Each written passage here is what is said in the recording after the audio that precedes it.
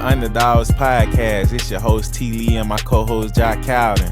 The most known unknown will realize. Was pulling up, they acting like they couldn't see me. Now she wanna clean me up like a squeegee. I told her that's on me, baby, like yellow BZ. With the peanut butter tear like a Reese. Everybody's plotting on their downfall and maybe not expecting them to win, but they come out on top anyway. They don't forget the underdog when they see me. I hit them with the John Cena, they can't see me. We're gonna work hard. We're gonna stay dedicated. We're gonna be motivated. I don't know, being an underdog is probably more of a compliment for me. Out of sight, out of mind. All I'm saying, just be careful who you idolize. I'm kicking this scripture just before the fame. Ain't no cap in my words, I go against the grain. If you move like keeping it peach and keeping it real, like that's an underdog. Surpass those long expectations. You're able to keep going no matter what. You want to keep setting an example for people to follow. So the underdog isn't the loser. Underdog is really honing in on your talents, dog. Don't let the compliments get you high. But as an underdog, all you got is you. That's when you at your peers. You have to go through that phase so that you can be prepared for what's coming your way.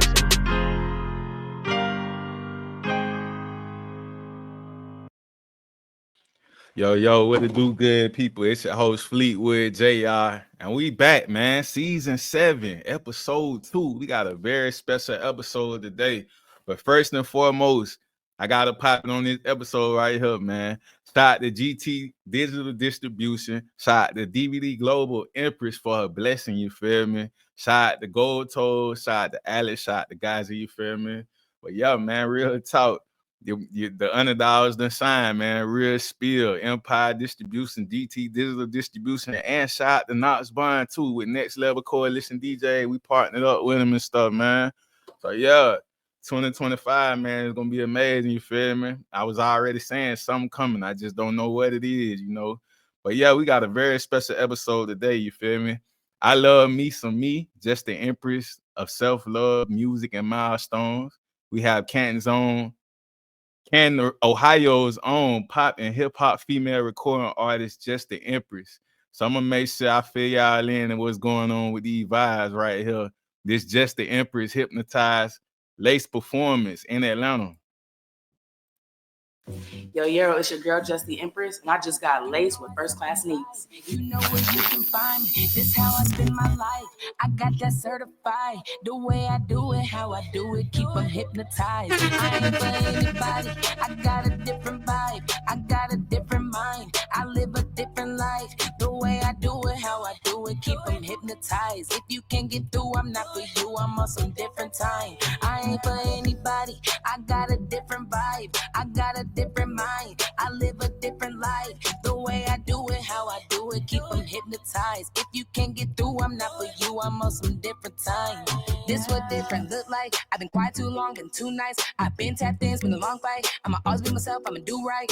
What you see is what you get. I get this sipping, then talking my shit. I hit the event, I be keeping it lit. Been stepping on necks and depositing checks. Making less announcements and making more investments.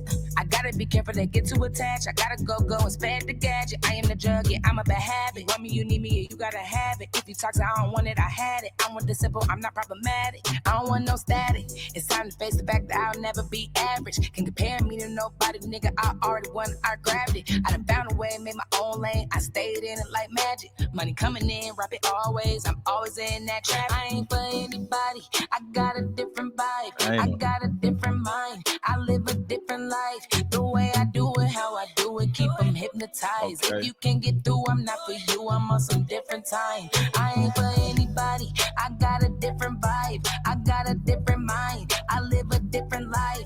The way I do it, how I do it, keep them hypnotized. If you can't get through, I'm not for you. I'm on some different time. I am aligned, yeah. I keep it for 5, yeah. I picked up my phone, it said 1111, then 44, then 77, 555, going to heaven, 666. I'ma take your chick, angel on the right, devil on my day. I'm too slick, won't fall for it. I do not fuck with weird energy. I really been working on inner me, head to head with the enemy. I was sleeping with the jealousy. Can't let nobody get the best of me. I don't have no problems, no stress in me.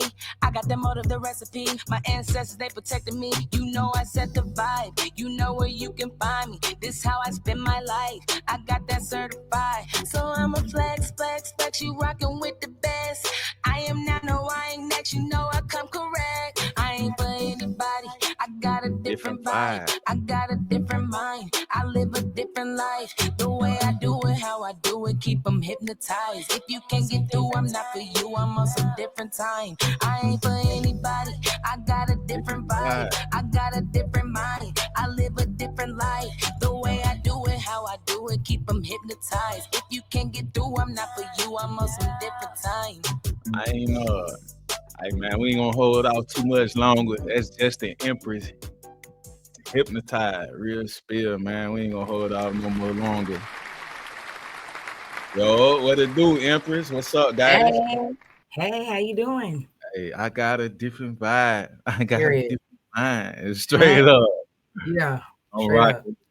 That's what it is, real spill. But how you doing today, though? You know.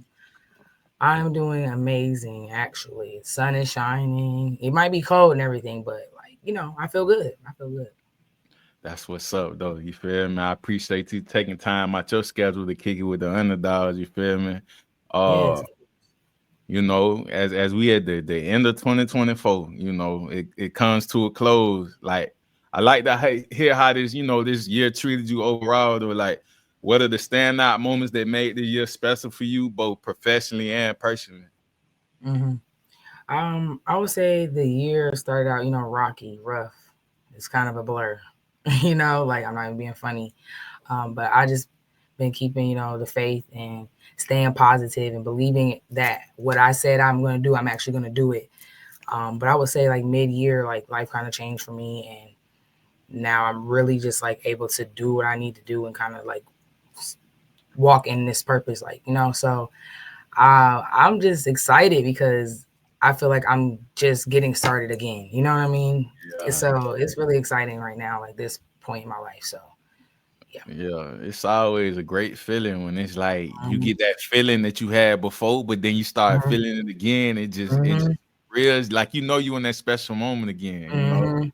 And it's like life be lifing, and I say that, you know, in the midst of being an artist, your personal life and everything going on, but it's just like music is the outlet, especially, you know, as long as you've been involved in it just before, you know, the core artists and everything, you know. So we're gonna definitely dive into that because it hit a little different, you know. Yeah, definitely. Like, not just I'm just doing this because this is a part of me, you know. Yeah, no, definitely. So, reflecting on 2024, when you speak of them lessons and challenges, like, what's something that really stuck with you though, that, you know, that you learned that you're gonna take in the next year with you for 2025?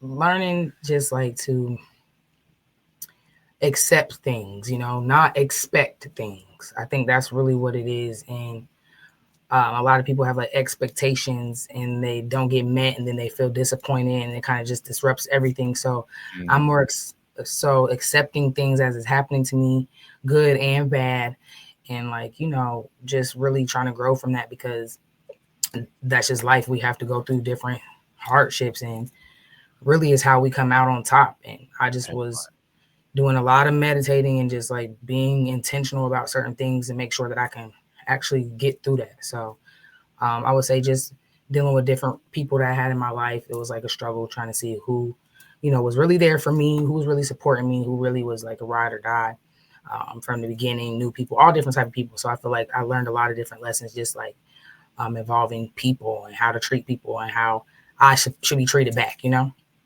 That's really one of the biggest challenges I've had this year.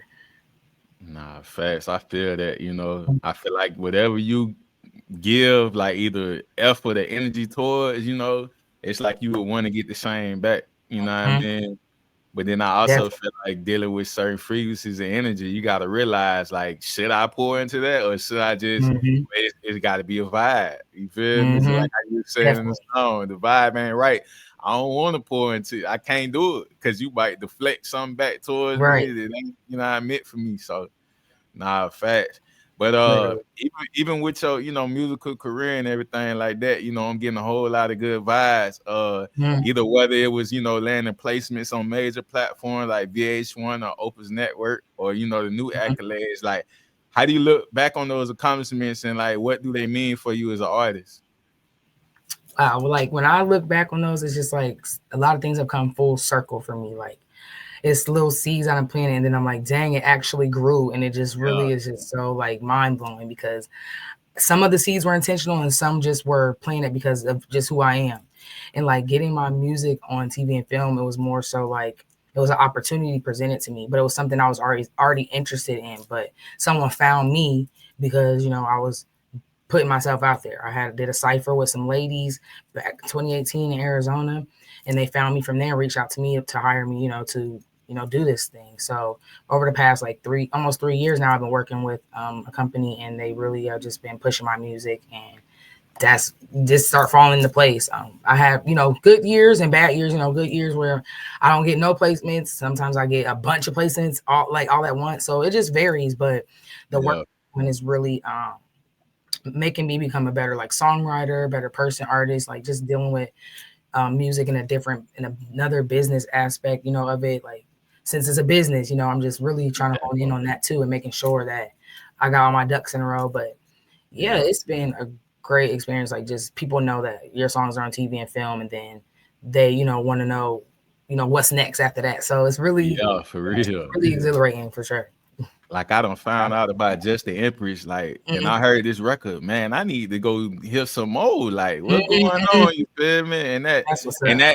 And that be like, you know, the support from strangers, people that don't know you, you feel me? It'd be like a real genuine thing because they just know you for what the vibe and the energy and stuff. So that's big. And I like how you say like some seeds were planted intentionally, and then some were just because of who you are. Like, and I've been a big receiver of just who I am, so it happened. You feel me? Like, I ain't just, even with this platform, I always say that this ain't intentionally. This was like frustration for another thing, but it turned into it became basically what I am. Basically, like it's me. So it's like the will to want to give people their flowers and let them plant their seeds and roll the red carpet out for them, like it's real genuine and stuff. Like, because we're in a culture where a lot of negativity is highlighted, and it's like, literally, I look at it like, man, everybody is somebody. It seems like you always been a person who spreads positivity and inspires others through your music. Like, how is that mission evolved in 2024? Like, how you see like your path continuing next year? It's like being a person that spread love and positivity has gotten me thus far. I feel like that was like the main ingredient of, you know, my success, because that's how I make connections with people, just being genuine, and I'm pouring into them and they're pouring into me, you know, just pouring positive into them. Like, I would see artists and I know they want to get on stage or they want to do something more with their music, but they really didn't understand what was next, what they could do. And I'm always there like, hey, I got you. I can help you out with that. Boom, because I do this and all that. So I'm always like willing to share knowledge and things like that, because I want to see everybody else be successful too. Definitely. And, you know, so it really, that has gotten me far. You know, I've been able to make connections with people so I can host events, throw my own events, like, you know, in a place that people don't know me at. You know, 2 states I done like built a name for myself. Like, people didn't know who I was, but I had to like make it happen, you know, become known, start unknown, you know, finish unforgettable. Like, that's really one of the bars of my songs that I said, like, that's just really what the goal is. Yes. Like, so. I like how you see you already done hit something, and I was like, I was gonna get there. We gonna get there though, for real. But you know, as an artist, you know, you radiate the confidence, you know, and the self-love. But like how you just said, sound like you were a leader in situations. You know how to be a leader and a playmaker, you know, by setting things up where people can grow from. So if I were to ask somebody closest to you, like, how would they describe you outside your music? Like, what do you think they'll say about you? They'll say I'm funny. I'm just really goofy, for real. Like, it's hard for me to show on the internet because I be just so focused on spreading the music. But I have a very goofy personality. I'm just all over the place. So they will say that. I love to shop. They will say I'm giving. They will say, you know, just, you know, I'm there like for them. I'm just always going to be there for my friends and people that I love. So I'm confident. Like, those are things they will say about me. That's real. So let's talk about the vibe you bring in the room, because I was a witness to the vibe. You know, I see the energy. You feel me? Like, so like when you walk in, though, what the room gonna feel like? What people gonna feel? I can tell my personal experience, but I want you to share. Yeah, when I walk in the room, like, I always got to smile. You know, just walk in confident more than anything. Like, you know, I want to just set a good energy, like inviting energy. So I don't want people to be like, oh, she not approachable. You can't really talk to her, you know. Right. I don't want nobody ever be like, you know, I want to make sure that even if it's not on my face, that my heart and everything else is showing, like, you know, because sometimes I can't smile all the time. Sometimes I do just, you know, I'm just there. So as long as I have the good intention, like, you know, I want to meet people or support whatever, it's going to come out like that. And people are going to be like, oh, hey, what's up? Or they're going to start talking about my glasses. You know, it's always going to be a talking point. So I think even wearing the clothes I wear kind of helps invite people, you know, to talk to me too. Yeah. I'm gonna set my present experience, like just sharing the same room, like when you was there and stuff like that. Like I can see, like either you gonna read the room first, see what's going on, and then you start moving around, introducing yourself, involve people in stuff that you got going and stuff like that. And I was like, yeah, I applaud that, you know, because like you're a social person when it's you know, a social environment when it's needed. You feel me? Because sometimes like different situations, you got to cut certain things on and off. You know, literally, you do. I feel that though. You know, it was definitely an experience. You feel me? Yeah, the energy there was really good. So like it like kind of pushed me to be more sociable. So like doing that whole fit check thing, that was just like that was random because the girl I was talking to, she started talking about my outfit and I'm talking to her. So I was just like, man, everybody in here dressed so nice. Like I'm about to just record some people real quick, you know, just to, and then I was able just to meet some new people. That's how I met you. Just talking to you. I liked your outfit, like, you know, and I didn't even get to see you before. I heard the tail end and I was like, oh shoot, like that's who that was. So I was just like, yeah, I have to connect another way because I missed your performance. So yeah, we was gonna do that anyways though. We was gonna do the music, but you feel me? This right here is been like the seed for me to learn more of myself in life and everything else. Because I'm hearing unexpected stories and I'm getting to soak all this in. But then I also had a conversation, you know, with people, you know, other than talking about music and all that type of stuff. Correct. It's that type of time you focus on what's going on. You feel me? Right. So let's take it back from where it all began, though. Like growing up in Canton, Ohio, like what was your hometown? What was it like for you? You know what I'm saying? Your perspective growing up, and like what you think makes it stand out amongst other cities? Like something unique about it. Our city's unique. It's very like close knit. Like it's a small city, but like we call it a city. Even though it's like a town, but it's really, we call it a city. But it's really close knit. Like everybody knows everybody, and like it was really good, like a support system out there. And I did sports and basketball, and you know I was in student council. Like I did a lot of different stuff. So, and they really highlighted that. You know, they really gave you rewards and awards and certificates for that. Like it was really an enriching experience for me as a child. Like I felt really supported and loved as a child. So I was really allowed to kind of explore and do anything. Like I was doing any type of sport, gymnastics. I tried cheerleading, basketball, volleyball. Like I tried everything. So I feel like the environment around me like helped me explore like who I really wanted to be. And as a kid, I wasn't saying I wanted to be like a musician, a singer, or a rapper, or anything like that. I just loved music. I was more so trying to be like the first African-American woman president. Like that was my goals back in the day. Like, and I said that till I was like maybe 16, 17, but I realized like it might be something better for me, you know, in another way I can, instead of having to get into politics, another way I can get my voice out there, you know? Yeah. And like, you know, it just was a thriving community. So I feel like that's what shaped me to like just be who I am. Everyone just let me be who I wanted to be, and they accepted me from what I know. You know, they never made me feel like, you know, what I was doing was wrong or out of the ordinary. They just supported it type thing, you know. They let you cook. Really? Yeah, they did. Like, you know, and I really was just like, I guess thinking about it, it definitely did help shape, you know, my whole entire life. And my family was supportive too. Like they would pay me to sing as a kid. They were like, sing that Deborah Cox song for the family. And I'll be belting it out. You know, I'm not even a real singer. Like, I don't sing. I just sing. I'm melodic.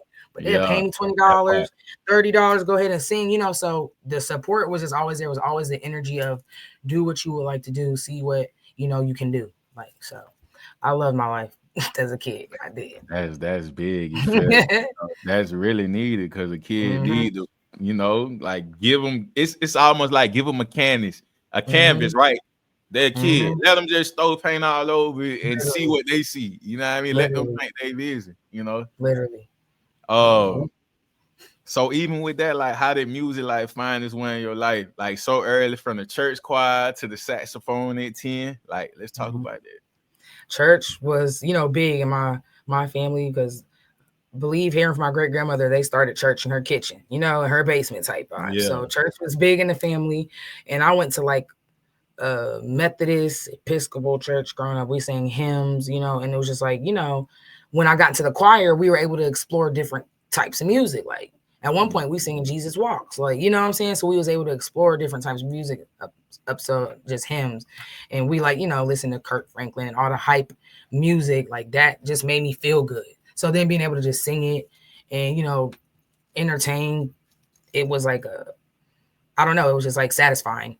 Yeah. And then when it was time in school to pick it, like, do you want to play an instrument? Like, I didn't know for nobody in my family really to play an instrument. I didn't grow up with, oh yeah, she played an instrument, so I want to play one. Like, I'm the oldest. So really, it was like, do you want to play an instrument? So I just picked the saxophone because everybody else was picking clarinet and flute and stuff. Yeah. So I picked the saxophone. I think I was the only one that was carrying around the saxophone, learning the saxophone the first year that I started playing when I was 10. Yeah. And then it kind of just grew from there. There was opportunities to be in the marching band. Like the community, once again, was very involved with helping, like, you get that exposure and that practice. And I was in parades. Like, it's endless opportunities that I had growing up to help me explore like this part of my life. And then like back then, like playing the saxophone kind of was just like, it was a release. And it was also like satisfying to like be able to create my own like melodies, because I was in the jazz band too. So being able to have solos, create my own melodies, and just like be in front of people, they clapping, they loving to hear it, like that felt good. And like then I never really had to go like, oh, I just want to be the best saxophone player ever. I just wanted to be the best in the school, like first chair.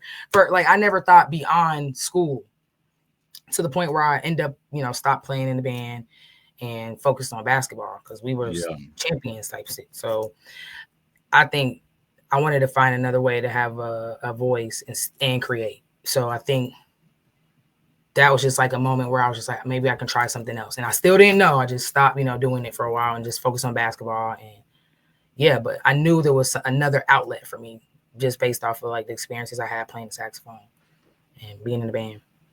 Nah, facts. And like I shared with you, like I feel like as an artist, like if it's okay if people didn't play an instrument, but it's like when you play an actual instrument or whatever, like it takes you down a whole different wormhole when you dealing with sound. Like you listen to music different than the average person listens. It's like even when you stop playing, I bet you can still hear it to this day. Like always, like it's so embedded in me. I can pick up a saxophone now and probably play like the first part of my opening for the marching band, like the first part of the halftime show, the pregame show, like it's just there. And I listen to all sounds. I listen to jazz music because I played jazz, so I listen to jazz music, classical music, like any type of music is cool with me as long as it it sounds good. Like I really vibe with anything.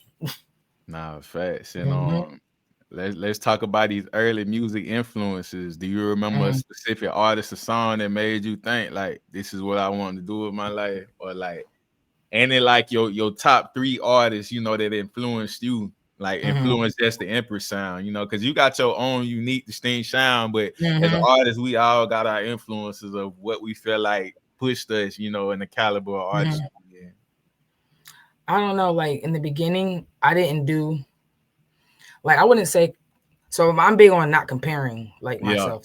I'm big on that. Like my first rap ever, the first line was "Don't compare me to nobody." Like that's the first. And like I was like that as a kid. When my mom would say something to me like, "If you would do this like so and so, you would." I'm like, "Don't compare me to her." Like that was just my thing. Like I didn't. Do it my way. So it's hard to say like who might have, because I feel like there's a lot of people that I listen to that I enjoy and that inspire me, but none that not the musicality. Like I never tried to like mimic that. Like be a clone of somebody. I never tried to mimic because I don't really like copying that much. Like that's why it's hard for me in social media right now too, because like trends, I feel like I'm a trendsetter. Like I can't really follow trends. It'd be hard. Like I'd be stuck.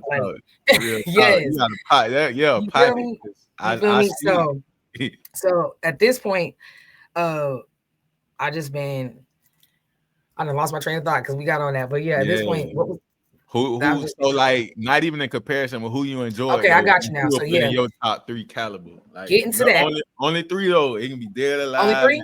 And only 3. Like okay, let me give you 3. And the genre. I would say this is hard because I got like 6 that I know for sure. You only got that's like real good. So I'm gonna do a mixture. All right. Mixture of vibes. I love Chris Brown. Okay. Like even like early Chris Brown, like just the whole pop, Run It days, singing, and like the whole pop and singing and rapping vibe that he had. Like I just felt like that was just my lane too. Really that's my lane, and I really enjoy his performances, his artistry. Dog and entertainer too. Fact. Yeah.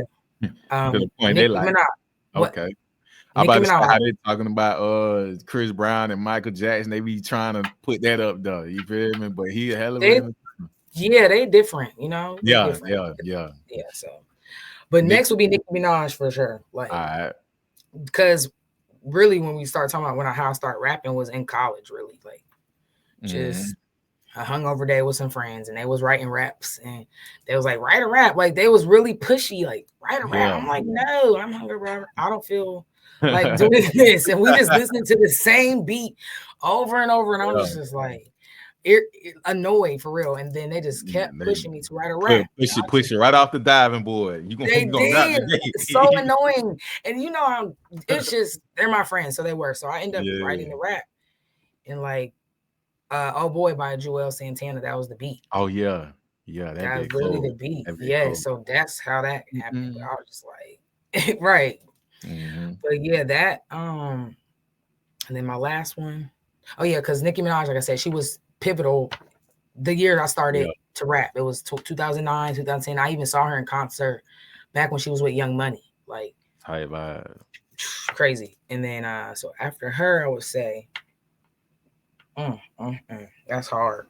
This last one. I love this question because it do be having people like, bro, I can't, you know what I mean? I'm like, hey, you gotta pick one. Okay, I would say Lauryn Hill.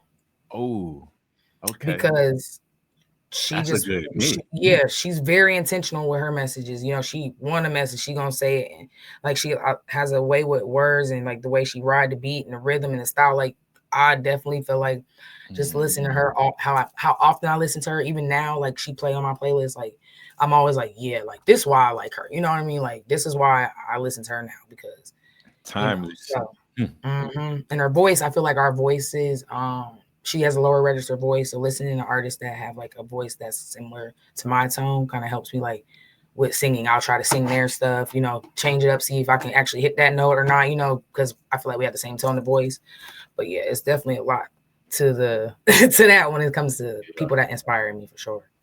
Nah, that's what's up. So when you look back at the people, you say your whole family really shaped and molded you in the community, but like was there like a specific individual that had like the most profound impact on you, personally, like with your music and with both? Yeah, I would say DJ Pest. He is out in Arizona. Shout out to him. He's from Detroit, Michigan originally, and he just moved out to Arizona and made his way out there. When I met him, he was just throwing like showcases, artist showcases, open mics, and he was like giving out cash prizes. And this is back in 2017. Like the scene was very new for me. I didn't know really like what a hip hop scene looked like, so I just was making songs one day and one of my friends was like, you should perform that. That's kind of how that happened. So I ran across one of his flyers and asked him, he hooked me up and I went and performed. And then like shortly after that, he had me he hosted a mixtape party. Like he was releasing mixtapes because he's a DJ. He curate, videographer, like he curate everything. So all in one. Yes, he do everything. Like there's nothing he don't do. So at this point, he like, yeah, I'm about to host a mixtape. So he put in the 3 songs I had that I made on BandLab on my phone. Like, nope, not even really at the studio yet. Just, messing around. And he like, yeah, I'll put them on the mixtape and we'll have you a party. Just invite your family and stuff and your friends. And I was like, oh, okay. We had a whole party. I was like October 3rd, 2017. I'll never forget. And my granddad was there, like everybody, like my grandma, all of them was there. And then I'm just talking to people and then I just hear him on the microphone. Like, I want to manage her. Like, I'm just trying to, I'm like, manage? What does that mean? Like, I'm not thinking like this right now. Like, I'm just doing songs, enjoying life because I'm going through something. So I'm outside just enjoying now. I'm just having a good time. Like, that's literally what I was doing. having a good time, to the point where he's talking about managing and helping me build my brand. And I'm like, brand? Okay, you know, so I just kind of went with the following: photo shoots, party after party, listening parties, release parties, any type of event I wanted to have to help me showcase my music, he would help me throw it.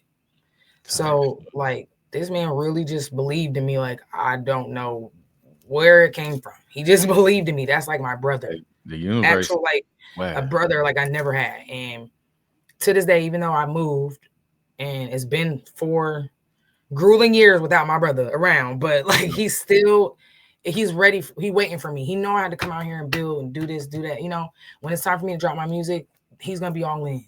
So, but DJ Pest, he one of them ones. And I feel like he helped me catapult this energy to the next level. Like, I didn't know, he helped me realize I can do things I didn't know I could do, for real. Like, just very inspiring person.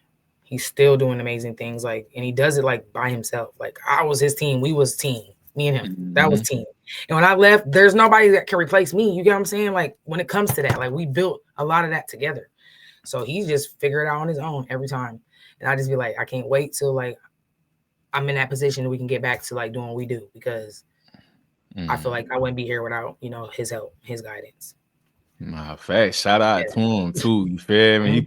He took you, put you on the same side, and just put you out though, for real. Literally. And it's crazy how the universe works. Just like hearing what you just said though, like I ain't looking for it, and it just like it just happens to just happen. You feel me? It's never when you looking for it. When you be, I tell people, man, just focus on what you doing and be the best at it and keep grinding, like. Because when you actually looking for something, you time yourself and doing, then it be like, you know, stuff don't happen, unfortunately, when we want it to happen. We just got to align everything. We got to set the play up, and the universe going to throw it at us. You feel me? You right about that. Can you remember the first song you recorded as an artist? And what was that moment like, hearing your own voice on the track for the first time? Yes, I remember the first song I recorded. It's called, back in the day, okay, man. It was called Freak. And it was with friends, you know, but it was just really like, they was like, write a rap to this, you know? And I was just like, okay. Yeah. And I wrote a rap, and it was like, it was gone. I wish I could like recall it, but I can recall it, but it's just like not who I am no more. So I just rather not even spit that, you know? So, but it was like crazy because all of my friends in college wanted me to send them the lyrics because they wanted to learn the rap. And like, they was just like, that's hard. Yeah, like that's hard. And then the first show I ever had, because of my friends, the ones that pushed me to write the other rap, the first rap I wrote. But this is the one, you know, on the actual recording. They the ones that, you know, recorded me too. And shout out to AC, the legend. I'm gonna give him his credit. You feel me? Because he was one that pushed me. Yeah. And he had parties, big parties. And so we had like 600 people at this party. I'm telling you, it was just a college party, like just thick. That sounds like it too. When you say college, it was called Team Ratchet Productions. Like we was getting it going down, getting it together. Yeah. So he's like, "You gonna perform?" I'm like, "What? We're gonna perform this song?" Like I was not. That's not in my head. Like so, the first time I ever performed was back in like 2012, 2013. Okay, that's on stage in front of all of my peers. Yeah. Like that's the first time I ever performed. First time my voice was ever on the track. And I think that really sent me to another I don't know, another place. Like everybody when I got off stage looking for me to congratulate me, you know, stuff like that. Like it was a whole different like thing for me. So that alone, I wanted to experience it again. So I think that's kind of what happened. I wanted to experience it again. So from like 2012 to 2017, just in my head, I'm like, I want to experience this again. I want to experience this again. Took 5 years before I decided to put my voice on another track like that. So I always saw it. So how did you feel when you recorded "I Love Me Some Me" and it started, you know, getting recognition? Like, how did that experience shape your confidence as an artist too? Man, "I Love Me Some Me." That was crazy. Self-explanatory right there too. I like that title. Yes, and the way that song started out was like, I'm big on writing notes in my phone, you know, typing in iPhone. Yeah. So the way that started, I was like, somebody was treating me a certain way. They was like saying just stuff. Like, I was just like, is this real life? Like, this person really saying this to me? Like, so being me, I just typed it out. Like, these are all the things this person has said. And I'm looking at them like, none of this is true. Like, none of it. Not one word of it was true. Like, this is just projection. So I literally went through each line. It was probably like 15 lines. And I put, I love me. I love myself. I love me. And then eventually it's turned into, I love me some me. Because I don't know. I was just like writing it like that. And it just turned into that phrase. I love me some me. Vibe. Yeah. That's transferring energy right there. Listen. You took something that somebody tried to project on you and turned it into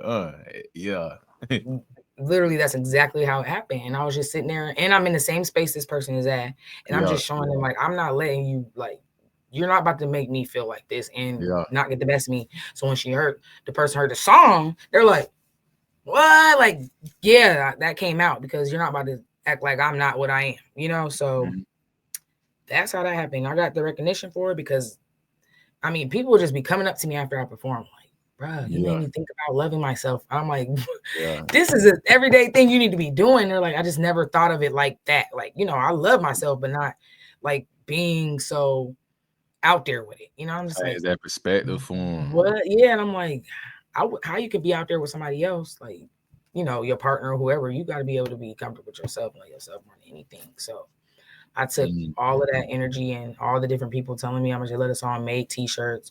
So like maybe like 200 shirts all throughout the city and all over the country, I would say. Just like in my first couple months of I Love Me Some Me, had a listening party. Like people was coming out for me. Like I was selling CDs, giving CDs out. Pest had printed CDs out. He made me inserts. You know, now at this point, I'm, you know, making a little bread here and there. Like it just was like surreal. Like I was just doing it, you know, it wasn't much thought put behind it. It's just like, go ahead and just try and do it. He said, this is a good look. All right, I'm going to try it and do it. So I Let Me Some Me really just was like, let me take this as far as I can because all I'm doing is telling people to love themselves more. Like, that's it. Like, you know, like what's bad about that?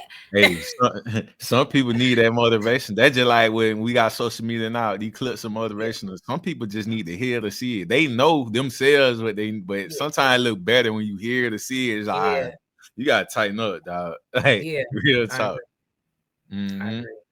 But nah, that's what you giving though, you feel me? Like for you to set that wave off that record and like you it's like how y'all, you know, but that's the perspective thing. Well, we gotta realize like, man, everybody don't think the same for real. Like you would think like, and common sense ain't all common either out here. You feel me? You would think like, man, how you, but hey, that's the part where it's like, man, you know, don't judge, but put the message out, you know. Literally, that's it. Yeah, I couldn't judge people. It's just let me just let them know how I feel about me. You know, let me let you know. Maybe So, looking at your catalog, is there a track that holds special meaning to you beyond the awards and recognition? Like, what makes it stand out to you? Yeah, there's definitely a lot of tracks that like make me feel but good. which specific one? I think the one that I would say just the title itself, and because I posted something recently with the song on the background of it. It's called Unforgettable. Okay, some people know it, some people don't. But like it was just one of those songs where I really was just like, and this was inspired like by you know, Drake. He got a song called Unforgettable. Yeah, somebody got a song called Unforgettable. Yeah, he do too. And like Sway Lee, So I was like, yeah, I see what they was doing when they was making these songs, you know, like, so I was like, I'm just gonna name my song Unforgettable too, because I know it's gonna sound different, be different. And that song really just kind of was like just telling you exactly what I'm here to do. Like that's what that song was about. That's that purpose song, huh? Yeah, literally it's the purpose song. And it's not like a hype party song, it's like a vibe. So a lot of people don't know it unless you explore my album Natural, the EP Natural. It's on there, track number 4 on there. But it's really just one of those ones, like, if you listen to it and listen to the lyrics, you're like, okay, yeah, this is a good representation of like who she is as a person too, not just as an artist. Because I felt like even the singing that I did on it, it was out of my range. It was very challenging to make the song. It's probably one of the hardest songs vocally at that time for me to make. I was like really having to redo the takes and stuff like that. But I had a great producer, engineer to help me, like, really get my voice pushed out like how it should have been on the track. Shout out Bleeze, Timberwolf Bleeze. But yeah, that song, Unforgettable. Yeah, I feel like if I were to perform it or, make it more out there, people would like really gravitate to it. Nah, facts. And even from like Empress behavior, like to your latest work, like, so instead of just the one now, like what's some personal song from your catalog that you feel truly showcase you as an artist? So you say Empress Behavior, that's the first one. The first song on Empress Behavior is called I Survive. That one right there. Yeah. That one's the first song I wrote. Like I wrote all the songs in order on the tape, how they go. And it was like I Survive, I Love Me Some Me, I Do It. Like Empress Behavior, it's all about what I'm doing as Empress, just exactly what the title is. So yeah, I Survive was just like I do what I want to do. That's how I survive. Like that was like so. Straight up. Yeah, like that's just the. I like that though, because what they call simplicity is like. Yeah. You don't have to. Sometimes you don't have to do all. It just be straight to the point. And I was chill. Like I was really into my Marley, Rasta, Stoner stage, and still am. Like I just really marijuana is just very relaxing to me. So I just need that balance. Sometimes I have a lot of high energy, high. Sometimes can't calm down, chill. Who else? That's gonna help me. I feel that. So that song kind of was like I do what I was like, cause I'm always high. You probably wonder why I don't have to explain shit. Why you up in minds? Like just mind your business. Like I really was just talking shit. I do what I want to do. That's how I survive. You say, but make it sound good. But made it sound good at the same time. I wasn't rude, Yeah. So that song for sure. And then there's another song on that tape called That Ooh Na Na. And it's like one of the first like slow, singy, vibey songs that I've made. And it's just catchy. Like, people when they hear it, they automatically be singing it. Like kids be singing it, because it's so catchy and it's not like a bunch of rah. It's just, be like memorable as soon as it's memorable. And it's just really vibey. And then so Empress Behavior, those two, I would point them out because we already pointed out Let Me See Me. And then I would say on Natural, the second tape I dropped, the first song Changed. I literally cried after I wrote that song. So I don't know what that was about, but just after I wrote it, and listened to it after he bounced and everything, like I literally was so overwhelmed because I didn't realize like I was able to articulate how I really felt like that. It's called Changed. It's the first song off Natural. Like that song crazy. And then the second song of Natural, Go. Let Me Some Me and Go was the top two songs in Arizona. And that one started out, don't come at me with no foo shit. Like that's how that one starts. It's high energy. Look, it's high energy, like in your face. Like boom, that's boom, boom. Right there. Yeah, it's like that's the first thing I say. So that one right there. And that's important too. I like how you like when you creating, like just what you just said though, like when you come in like that, that's the first thing when somebody hit a beat, they just already saying that. With the catchy, with the melodic, whatever you have, like is they remember it. Like that's important. Like, and they don't know the song is just called Go. They think it's called No Foo. So I just be dying because I'm glad y'all remember that, but it's just called Go. Because I said, and then I'm like, I gotta go. I said, don't act like you don't know. Let's not make it difficult. Keep it solid, never fall. I'll be quick to let you know. Like that was the message for me. Like, don't be doing all this stuff because I will be out of here quick. Like, I don't let that's just the message. And I'll be telling myself nowadays, like, I need to listen to myself more often because like sometimes I'll be in situations and I'm like, I've already been through this and I've already like go back and listen to yourself because all of your own advice. So that song crazy. Like I know is you one of them artists because I be doing it too. When I be in the writing process of create, I be literally laughing at what I'm saying. Because me too. Oh my gosh. I be in there having a whole joke like, boy, I'm gonna fuck them up. We did, bro. Especially like if I'm not being direct and I'm wrapping it up for somebody to unravel when they catch on to it, it's like, that's what he talking about. Like, you feel me? Nah, I was like, I can tell. Cause when you said that, I'm like, I already know she would laugh when she made that. Definitely, because I was talking so much stuff. Like, there was somebody just Like, you know, but you gotta let the listener gotta be like, oh, that was she going with it. You feel me? Yeah. Yeah. And then That's being like, that's like not being so direct, but still saying what you want to say. You feel me? Like get to the point of call, but with the listener, like when it's direct all way, everybody can hear it the same way. But when you being like, y'all gotta unwrap this for yourselves, it becomes art then. So it's like, damn, that they how they heard it, you know, they unwrapped it like this. Then the other person, like, yeah, I see what he was on. Like, that'd be the fun part. I be sitting there just like, yeah, people do that to me too. They'll be like, did you mean this like this when you said that? And I was just like, actually I did, and this way. Like, I'll tell them a whole nother way, like, what? I'm like, and then sometimes I'll do it not knowing that's what it was. Like, it was just a extreme play on words. I didn't even realize like that was hard. That was actually good. Like, I'm proud to pat myself on the back because it'd be unintentional sometimes where you just do that. You just have this flow you going with, and now you out of bar. You feel like you get on the spiritual level. You feel like you be getting them downloads though. Like when you be doing your music and you like, and you don't be knowing, like you just said unintentionally, it just happens. It just happens from the cadence because it happens so quick too. Like, you got the music back and like able to decipher everything, but it's just like when you get done, like, god damn, like, because it'd be like this, right? You ever had like a bar, some of your mind come, if you don't write it down in that minute, you lose it. And you just like, god damn, where it came from. I'll be having to write it down as soon as it comes. I don't care how little piece, so just so I can build off of that. But yeah, the downloads is serious, like, because then it be gone and you be like, what the hell, what? And I knew it was something important then. It was gonna fuck up, but now I ain't got it no more. Like, because that one idea could have built the whole record or built the whole hook. Literally stop, because I be so mad. I'm like, that was the whole song, bro. Like, so now I'm very intentional when I hear or it's coming through. I'll just type it. Like, I already have like 3.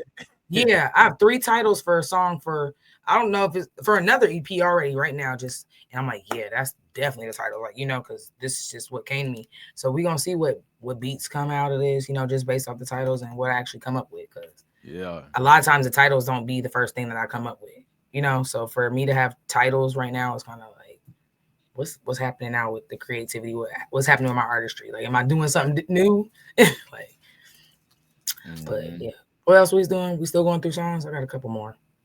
Yeah, I mean, go ahead and whichever ones you feel in your catalog, you feel me, that just stands out to you, that showcases, like just the Empress for the listeners and the fans, Yeah. So where I stopped at, go.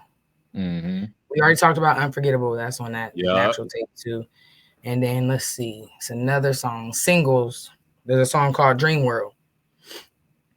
And that's like where people might assume that I'm an R&B or a soul artist, but I just look at it as like pop, because I'm like, I'm not singing. I'm just vibing melodic. So Dream World, that's the one. The way you touch me. Yeah. That was inspired, obviously, by Case, Foxy Brown, Mary J. Blake. That song was inspired by them. I grew up listening to that song, and I just love that song as a kid. I don't know why it's inappropriate, but I loved it. Just the vibe of it, like, and it was more faster. It was like, faster. But it was inappropriate, you feel me? But it's like at them times though, it's like it wasn't so that's the way I be saying direct. It wasn't direct. Because nowadays a 5-year-old could turn on the song, it's just like fucking this second and boom. Don't play that. Damn. Don't play. That shit be dang, like, God, what the hell?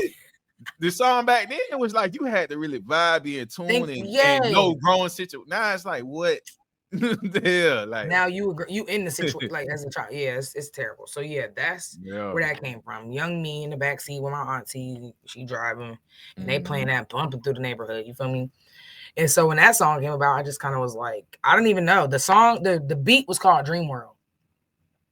So sometimes I'll take the vibe of the beat, the name of the beat, when people, the producers are like that, how they do name them like that, and they're intentional with the names.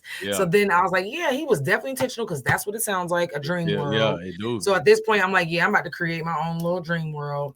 The song wasn't about nobody in particular. It was just like the feeling that I like, So when this happens, man, when I tell you, like, that song is everybody's favorite, that's the one people just start singing out of the blue. That's the one I have to perform, or else, like, They're like, what? Yeah. Why didn't you perform that? Like, you know. So Yeah. I have to. That's the song I have to keep. And You what's know, crazy? near and dear.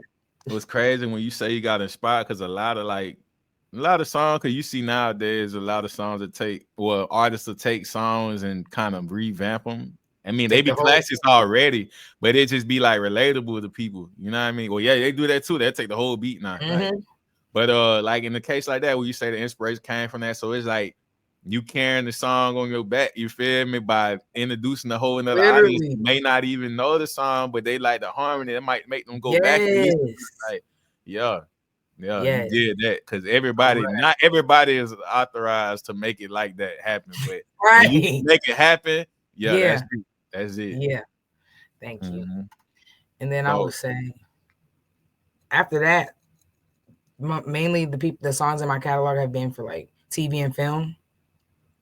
So there's some songs from TV and film that I do like to perform, and one of them is called "Bad with a Little Attitude," and I feel like that one just kind of like shows my rapping side, how articulate I am, like sophisticated with words, like, you know, just how I just feel about me as well, and how I'm just like portraying like the bad with a little attitude energy. Like, it's not villainous, it's more so just having that confidence and that poise and that, you know, about yourself more than just being that baddie, that villain, like that villain. So that's the song that I really like. And it wasn't even intentionally for my catalog. It was more so for TV and film. But, you know, they explained what I need to write about, and that's just what came out. And I performed that song. Like, everybody, like, they love that song. Or they walk up to me like, "Bad with a little attitude." Like, it's something catchy that is my vibe. It fits me. And, you know, so yeah. So I could keep going, but it's definitely more songs like that really people really be like, yeah, that's just the Empress. Like, that's her shit. Yeah, make sure y'all look up Just the Empress too, man, and follow on Instagram and look up everything. As soon as you Google her, she there. You feel me? I like how you say that too, when it's like you know, having a villain with it. You feel me? Like portraying that, but also with the like, it's one thing when the person just be the villain and they not confident about themselves, bro. That's just ugly. Like, like, what's going on? Yeah, you ain't got nothing, no kind behind this. It's just it don't look good. So I like how you broke that down. Like, that's substance. Everything you breaking down is substance. Like, thank you. And I can entertain that all day. As an artist, that's how I listen to music. Like, I can't listening to substance. I'm a definitely enjoy substance way more. I mean, I do like the little running in and out and stuff. Yeah. Sometimes I get lost in the stuff when it be like ain't no substance, but I'm just vibing to the, you know, the cadence in there. I'm like, I'm gonna ride with it, bro. But I don't agree with all this. But I don't know what. That's not entering here. Like, it's not entering. Yeah, it's not. It's going right in and out. It's going in the out the other. I ain't dissect nothing, but I probably like, damn, that beat hard in the middle. But correct. Nah, so as an artist with millions of streams and thousands of views, what's the connection like with your fans? Are there any like moments of fan reaction that left like that impact on you, like that lasting impact where you like, I am music and music is me, and I'm definitely. There's too many moments I can't even count. In person, via messages, like every day somebody is messaging me saying something like just directly about the post or just about me, or like it's all the time. I just remember, I don't know, somebody made me fan art, like they were giving me gifts at my show, had posters for me. Like, there's just so many different instances. But I think ones where people connect me and tell me like a song made them feel some type of way. Like, this guy messaged me and he was just like, I don't even listen to girl music, like, you know, but I ain't gonna lie. I feel, bro, shout out to homie, because I don't either. But you gotta be a hell of an artist for me to like I don't like to be biased, because like I said, it's hard to unhear. Like, you come from a different era, like, and I can understand where like our parents be like, that ain't music and all, because their ear is trained to hear like some, you know what I'm saying? So I get it now. I didn't understand all young. I know what you mean, man. Y'all tripping, but I did enjoy I enjoyed their music though. Their music was that. So I can't, but nowadays, like if my son, I'm like, bro, nah, dog, I can't. You ain't got nothing to back it up. We can go record for record, artist for artist, bro. Literally, no, don't play. Real talk. So now, real talk, like, as a consumer, like, that's what that said with that. But that's how I really look at it. So I was just I don't know. And what else did you ask? I was really just saying, like, you know, like what's that feedback you got that's like long lasting, like you always Oh yeah, I remember. was finishing the story. Yeah. Yeah. That's what he said. He was My basically bad. like, That yeah, my I it's be okay. yeah, like how you say I you be lost. gotta have a treater. You feel me? Like I don't know if you noticed when we ran each other that night and every I move. I like to be on go. I move from you know what I mean. So if I wasn't moving too much, then I was in a good little place. You feel me? I Literally was chill. You know what I mean? In the moment. Literally.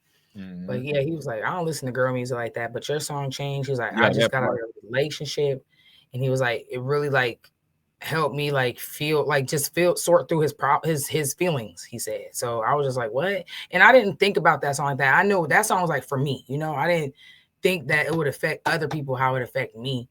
But the fact that he said that, like I was like, what? Like, and then another person too. Like, she was just like, this song is amazing, like the lyrics, everything, like the whole, she just said so much about it, and I was just like, that's what you got from it, you know, like it healed me a little bit. But the fact that y'all feeling like how I felt was just it was overwhelming. So Change, like I said, that was a song I had cried after I recorded it. So for them to have that same feeling and like that was a song that could help them, like, you know, get past something or work through something was just crazy to me. It was crazy to me. And that's what life really is, though. Like from doing what I'm doing right here to the music, like that's really all we doing is servicing each other for real. Mm-hmm. I And agree. Your experiences and everything, like how you say, when you were saying like you do it for you, that's the thing. I heard a quote like that. I posed a couple of times. It's like when it was from like a music exec or something, but it's like when you truly in tune with your craft and you're doing it for you and not doing it for the audience, it's like that person gives 100% into what they doing. You know what I mean? Like, and it shows. Like it's better results when you just doing it. You doing the music for you.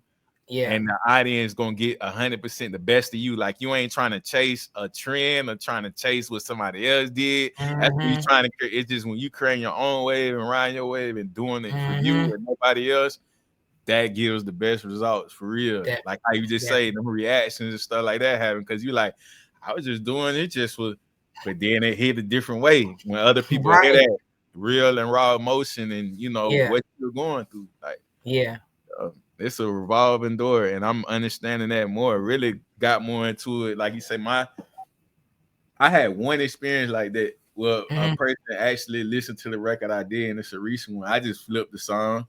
I feel like that helped me on Boston Richie, and she literally cried like on like doing the review. I didn't expect that, but it was more so like my feelings on how I feel about police it was aimed toward police brutality, like the culture having their accountability. Yes. And personal experiences and stuff too. So that's what that was for me. And for her, she had like, you know, I guess took her back to a time where she dealt with her own issues or police brutality and all that stuff. And she literally cried. And I was like, I ain't think that can come from You didn't even that. know, but that's what it's about. Like, you never know what your experience or how your feelings or opinions might, you know, affect people. Like, it's good opinions and bad opinions, you know. So it's like when you put in the intention of like, you know, giving a real message and being truthful, like people gonna react like that, you know. Yeah, I was just like, that's crazy. But I was just like, shout out to her. And that motivated you. It made you want to do something else like that. You know what I'm saying? Look, I be popping it humbly and respectfully. I don't usually be popping out like that. So what I did last night, that was from a whole. I felt like Ye when he jumped on stage. I had to pop because I don't be popping it for real. And I'm like, it's just what I do. It's just a part of me and it's me. Like I don't, you know what I'm saying? But I'm like, okay, we brought the big win home. Like I feel like the trophy, like I played with the Mavericks when they won. Like that's how I felt. You know what I mean? Like I had to let it go because that was too much just to bother in and just be like, man, I'd be tripping if I don't feel good about it. Because as an artist, we work hard, you know what I mean, to get places, not chasing anything. But it's like when you finally like sit back and be like, okay, like something came out of this, you know what I mean? Like, literally. Because it's already therapeutic, but it's like when something just coming, you like, I ain't looking, but it's like I tell people, always just be like work, whatever you do, master, whatever you into, the stuff that people chasing behind that you see they're doing it. It's like whatever's involved in what you do, music or whatever, it's already gonna come to you. It's just our own different walks and setting the path for, you know what I mean, setting the play. So the universe can be like, all right, you headed that way right now. Let me drop this right in the middle of the road for you, so you can enjoy this moment, and then now you can reroute to the other way. It's like sometimes you'll feel as a creative, like, okay, we going down a dark road, and like, damn, where the light set? Yes. Yeah, you feel me? You like, where the rest stop at? God damn. No, for real. Like, come on. Here go the rest stop now. Here go the rest stop now. The universe, like, all right, my boy, I'm gonna give you some light. And then you got another path to go down, and the whole road is lit up now. You feel me? Like, baby. Real talk. That's crazy. That's a good way to put it for sure. Yeah, it's just waiting on, just stand down and waiting on your moment and just keep doing what you're doing, you know. But when it's in you, it don't feel like too much work. It's just like, this is just part of me. This is what I do. Yeah, it got to that point where I wasn't like overthinking stuff. Sometimes I like overthink my music, but I wasn't overthinking my moves, you know. So like I was like, I'm still gonna do this, you know. I know what this do for me, so I'm still gonna do that regardless if you do that or not. I'm still gonna do especially when you see it, when it happened, like that first moment when you like, okay, this what come from this, like, and then it's like, it's just more like well, I know what comes with this now. Like I know what comes with when you in that moment, you get it, or how hard you was working, the energy at that moment. Like you said, I wanted to get back to that feeling when that first time happened, and then years later, I want that feeling again. Like, and you knew in that moment where you was at and how you did it and what you was doing. So yeah. And don't really no cheat code, it's just consistency. Just it ain't a cheat code. Because the moment I didn't show consistency, I was like, oh, that's all that was. Because the moment I wasn't like, you know, I was taking my break, experiencing life, going through, and that's normal through life. I noticed, like, you know, just because I wasn't everybody's face, but everybody still were saying stuff like, you be doing this, that. I'm like, I'm not even doing what I feel like I need to be doing right now. But thank you. And so I was just like, if that's enough right now, like to keep me get my visibility, then I'm just gonna keep doing this. Like, you know, instead of having to like, I was accepted the fact that I had to like, you know, slow down a little bit because I was going so hard year after year after year after year after year. I'm like, you right, I do need to take a little break. Like, what's going on? You got to, it's human. And I've done that. And it's like when you take a break as a creative and you come back to it, that shit hits so much harder because you experience so much more life. And it's like, didn't pop off another moment, like you be feeling like the stock going up, you going like this, and that bitch start island. Then you take that little break, you know what I mean? And when you pop, boom, starts up again. My value is back. I'm here. You feel me? Yes. Real talk. Man, you got me. I ain't even no preacher, man. I'm just this real life. Real life, real experiences. Like I be enjoying these moments because I know, like, I can tell the caliber of the artistry you in. So it's like. And I know no shade to the other artists and stuff too, because it's like I learn more things from them in their journey and stuff. But when you like you deep in the ground and you done, you know what I mean, you about to hit the surface with something, like that's why we can put it on the floor now. We can really exchange because I'm learning a lot at the same time. Definitely. I got that. So like I say, you had some pretty exciting live performances, you know, whether it's opening for artists like Baby Tate or Lil TJ. Like, what's your favorite part about being on stage and connecting with your audience in real time? Man, connecting with the audience is my favorite part because, like, I want them to know, make sure they heard what I said. You know, you hear that? So I'm looking at them, pointing at them. I'm telling them to say it back. You know, like, you got to make sure you heard what I said and you feel it too. So like that is the best part because then after that, like I said, that it's stuck in their head. They saying it back to me. They saying it to the next person. Then they're like, "Oh, what you talking about?" And they're like, "Oh, that song that you heard, I heard just the Empress." Now they're telling people about my music because I'm pointing them out or interacting with them during, you know, the performance. Like that's just like the best part. Seeing people sing, hearing people sing back, seeing people with their flashlights out, you know, really vibing. I would say stuff like, "You want to go to Dream World?" Like, you ain't never been to Dream World. You know, and they go, I'm like, the only way you can go is if you put that flashlight up, light it up, then you enter the whole realm. And they're like, oh, okay, like that sound cool. You feel me?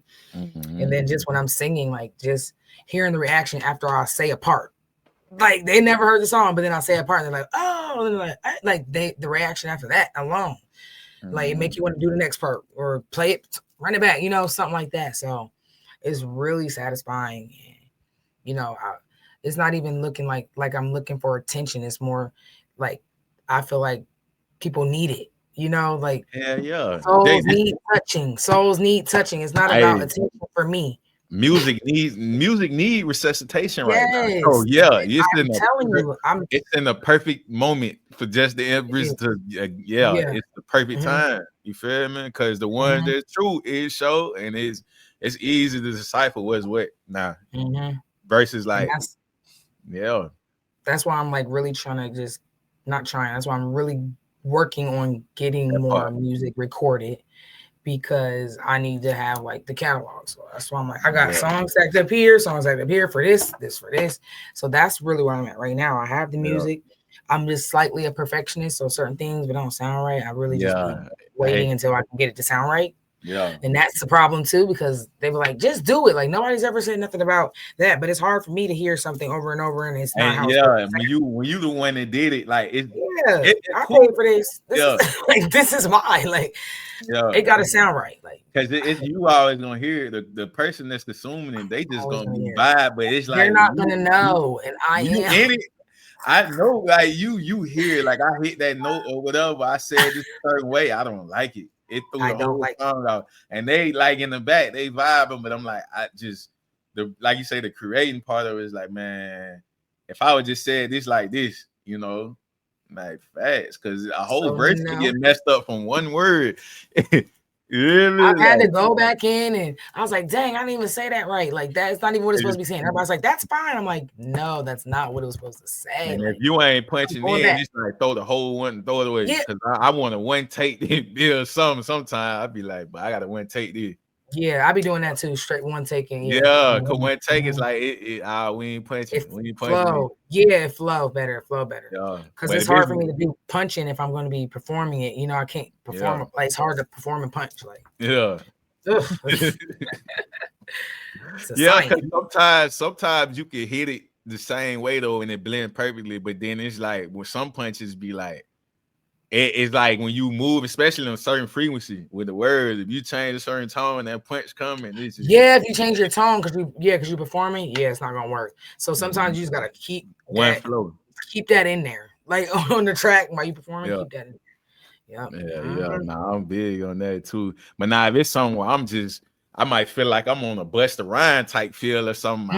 Okay. I'm gonna have to say because I ain't messing with no melodies or no fruit, nothing. I'm just going straight rapping. You feel me? But if I'm doing something, I'm trying to float this bit and play with syllables and all type of shit. Then I'm gonna try to one take that bit because I get it. That tone is everything. Facts. I definitely have my moments where I one take posted like punching in. I like being a one taker though. No did it. What take that bit all the way through because it's just like I feel good about that. Being able to do that over either I guess working on the breaths and all this stuff too. Yes, correct. Yeah, I agree with that. So you've written some incredibly creative and impactful lyrics. You know, is there a particular bar or you did give a book? We gonna get them. Any particular one that you feel is the most clever or that you the most proud of, like after you downloaded it, put it on wax, and you like, this was it. I know you done had many, but what's that? I can't even stick one out. Hold on. They can even be recent too, you know. I was about to say, I have made songs like that nobody's heard or very little people have heard, and it's not on platforms. Mm-hmm. And let me think. Let's just talk about my new song that I haven't even released yet. Let's get because that one kind of was like a freestyle. It's called Passion. I call it Passion, but it's like a stoner smokers type vibe. I'm gonna still feel like a smoke because I be microdosing shrooms a little bit, so I can join the party with that too. Yeah. Mm-hmm. But it's like a part where I was just like, and it's not even like too barred up, like it's not no metaphors, but I basically it's how I said it, and people been saying about this, so it's like I'm not trying to be different, bitch. I am different. And it's just how I said it. Yeah, I can hear the emphasis. The stuff before that and the stuff after that, like you like okay. Oh, is it like you punching, like you tap and coming back in with words like that? Yeah, and like that. alone was just like letting people know, like, I'm not like everybody else. Don't try to put me in the box with anybody else. I'm not in the box. I'm not there. I'm not trying to be different. I just am. Like, that's just the truth. So it's like, don't even categorize me, just accept me for who I am, how I give it to you, and then you'll know me better. You'll know me better. Yeah. But that song's called Passion. It's unreleased. Like I said, I recorded myself. Like, had a little demo in my new studio, and then I went to the studio and actually, recorded it there. And I'm really feeling it. Like, it be in my head all the time, and it's just catchy, and it's me. Like, it's me. Like, it's so me. And I'll send it to you so you can hear it or play it anytime. But yeah, that song definitely when you gave me a rebirth. I would say a rebirth. I promise you.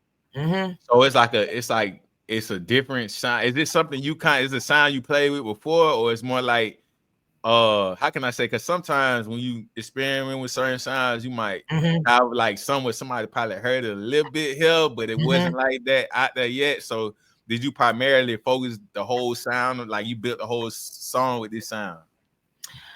Like it was the beat that got me. Like, the beat was one of my homies in Arizona, his beat, and it's just like, what's it called? It's called Galaxy something.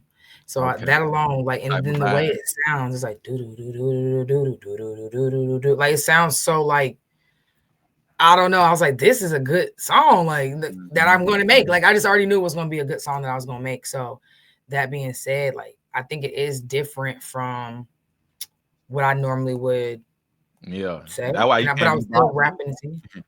I'm still rapping and singing and shit, but it's definitely different. It's definitely a different vibe. I got a review on it the other day, and somebody said, like, it was a refreshing sound. They liked the production. I didn't rhyme, like, I was rhyming funny, so that's something different. Normally I would change the rhyme. I changed it up, and remember, it was like a freestyle. So I didn't want to go back. Like, I liked how I said it in the freestyle, like when I was mumbling it. So I liked how I said it. So I didn't want to go back and try to find another word for it. I just left it like that and made it work how I delivered it, made it come out better. So I definitely was happy with it because it was a song that I kind of like I did it all on my own. I sat, bought the beat, sat and recorded all on my own, did the whole vibe, and then that was my shell. Recorded it and performed it. Everybody gave me their feedback. Then I just went to another studio, did it again. Like, it's full of passion. When a projection on his release date, you feel me? I want to drop in the EP the mid January. I just gotta finish up. Yeah, I haven't picked this exact date yet. That's what I'm working on right now. Picking an exact date. But literally it's the growth for me. That's what the EP called. It's the growth, yeah. All right. I like the titles now because it's a lot of self. You know what I mean? It's like one of them things, like when people say they want to read self-help books, it's like, okay, as an artist, it's just like, okay, the music wise, you're gonna put them people in your playlist. So it's like you put just the Empress in your playlist, you're gonna hear a lot of her personal experience. Like you say, with somebody here, it's the growth in me. All right, let me tap in and let me hear her growth. You know what I mean? She done went through, so I can think about my growth. If I want to add something, take something out, or just be like, man, she really went and she doing it. You feel me? Yes, definitely. So I would say it's coming soon. I already have like 5 songs like completed. Yeah. I'm just trying to ponder, like, do I want to add any more? Because I have these dope beats, and I feel like they would be the vibe for that tape too. Yeah. So I sound good though. Something that, like, cause I'm big on like nowadays, cause we ain't in the DJ drama and all them type of days. Right. Like 18, 17 songs. It's like to push the EP with 5 is great. I feel, you know what I mean? As far as promotional wise, that you make sure that you push your songs. You put a whole 18 track tape out, it's just like, you know, you want to gravitate to the ones you know, like, that's gonna do it, and probably go back and drop a tape or something maybe after, you know. I agree, because I have dropped tapes for like 15 songs, like the TV and film, and that was different for me. I was like, dang, that's a lot of songs. Like, I didn't realize I even did all that. But I like EPs because, like, they just, I feel like you can get the message. You don't have to spend too much time, and you still get the message. And it's like replay value. Like, it's short and to the point, so you can go back to it and hear it again. Like I don't think my EPs are over 25 minutes. So it's like, you got 25 minutes out of your time, just go listen to it and thank you. I feel So like, yeah, I that's feel like yeah, I feel like that tape be like that when they built up off the EPs and when everybody, the audience moved, they're gonna be like, well, what else going on? And they got the whole tape that they gonna go crazy on. You feel me? literally. So I was thinking about breaking it up, having that first 5 and then having the second 5 and releasing the second 5, then maybe just releasing it again all together. You know how they do. Yeah, You know how re-release. they do. Yeah, facts. Big facts. So that's where I'm at. Nah, that's what's up. And let's talk about this fashion though. You feel me? Like it seems it has a way of telling the story. Like I just would like let's talk about that because I already see your unique style and you don't need no style. You feel me? So how do you think your wardrobe speaks to who you are as a person and an artist, and what role? Because you big on self everything. So what role you think it playing your self expression? A major role. Like that's the first thing people gonna see is how I look. So it's like if I'm not giving off, that I'm put together and I take care of myself, that I care about how I look, then why would anybody else care about how I look? So the moment I'd be like, oh yeah, like getting dressed just makes me feel good. Trying different stuff on. I might not ever even try. Like my mom got me into trying things on. She used to be like, it might not look good like this. Just go try it on. And once I saw some stuff that she used to give me to put on that I didn't like, and then I'm like, oh my gosh, it's so dope. Like now I just try things on, and if it fits me and it's comfortable, I'm wearing it. I like colors, I like, statement pieces. WNBA, I used to play basketball. So like this hoodie alone just was like, it's comfortable, it's warm, it's cold outside. Yeah. I get gifts from people. Like my girlfriend bought me this hat. Like she just knows my style too. Like just different stuff people normally wouldn't wear. These glasses, somebody tells me every single day they like these glasses. And then we have a whole conversation about how they might not be able to see with them. And we spark a conversation and they're like, what do you do? And then we start talking about something else. And this is the people at the grocery store. Yeah. So I feel like my image plays a big factor because people that don't know me want to get to know me because one, they like something I have on. Two, they just feel good energy, they feel connected because it's coming off my clothes. Like it's just coming off the clothes. Your oil fit your appearance too. Like people like they can feel it, but then when they see it and they feel it at the same time, now they want to be like, who is it? What's going on with them? Yeah. What do you do? And then you like on your end, it's like it's just a part of the process though. I just wake up and just do it. Like, you know what I mean? Like it's everyday thing. People always like, why you gotta I get dressed every day. I'm gonna sometimes I put a brand new outfit on, not go nowhere. Like just because that makes me feel good for the day. I might rewear it again. I might not. Like that's just how I feel today. Shoes is just everything. I like to have comfortable shoes, colorful shoes. I'm not big into like name brands. Like I've had name brand stuff and I will buy name brand stuff within reason.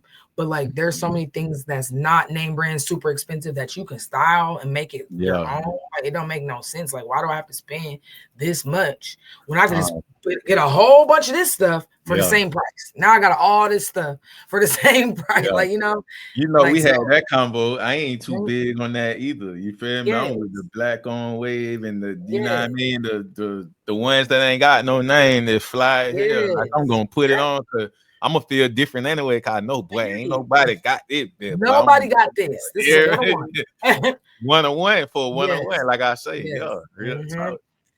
And that's what I like. I'll thrift stuff. Something. I don't care. I don't be thrift queen. Everybody knew me to go to the thrift store and go in there and come out with hella crew necks or a bunch of camo gear.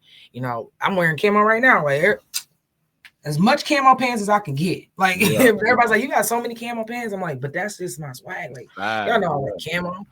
And shoes, like they can be any different color. Yeah. I don't care that if they're a good price, I'm gonna wear them.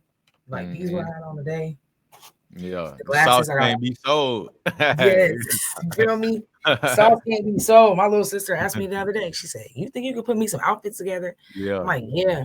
I'll be getting my son dressed. He love his clothes. He be like drip, drip, drip. So he feels comfortable and confident. So I just know how that confidence, looking good puts in with feeling good. I should I gave it the right. You it was already in the title from the song, but everything revolves around self and that confidence, and that's it. That's the number 2 thing that's gonna get you there. You don't need nobody else to tell you to do what and how to do it. You just do it. You got that. I'm a ride. I'm from the pedal myself, bro. Like, don't even worry about it, bro. I'm not sitting on the handlebars, bro. I'm from right, myself, dog. Straight up. So in your time in the industry, you know, and all your experiences, like what would you say was one of the most memorable moments though? And like what did it teach you about the business?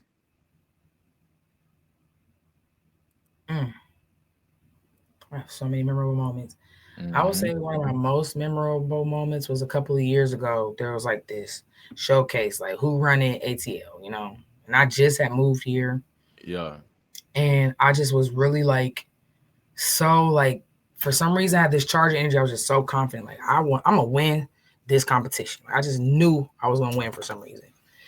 And so the back end work, you know, I was like, all right, I just got to get people there. Like you have to have people there, and they have to stay the whole time, you know, and all of that, or you ain't winning, and you got to throw money and stuff. You know, this was one of those situations. So I don't know about nobody. I got my food stamp card. You feel me? I'm like, I'm about to make everybody food and invite them over, and then have them follow me to the spot so we could just be there.